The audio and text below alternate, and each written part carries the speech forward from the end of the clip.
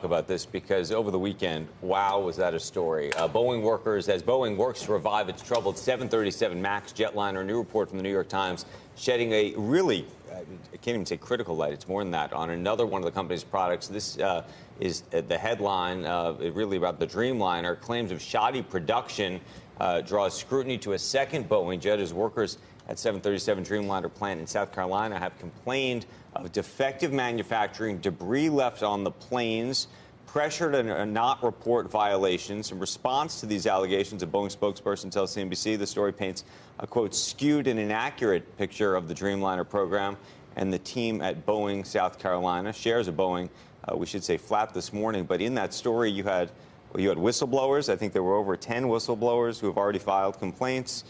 There are folks saying that there are folks that are working literally as the last line inspectors, if you will, saying I would not get on these airplanes. I wouldn't put my family on these airplanes.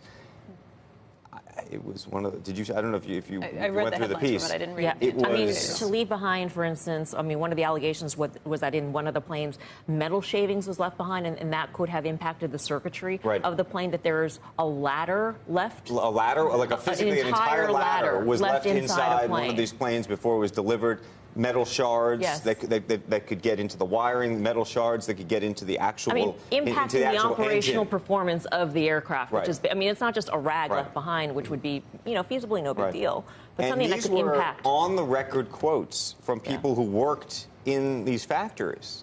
So I think they said former and current, right? They're both. Yeah. No, but there were people on the record in those instances. And so the question is, so there's many questions I have. One is, does this change the dynamic in terms of what happens to the 737 MAX, which of course is the big question, but also if you're going to the airport in the next week or two, are people reading this article and saying to themselves, you know what, I got to see, am I on a Dreamliner?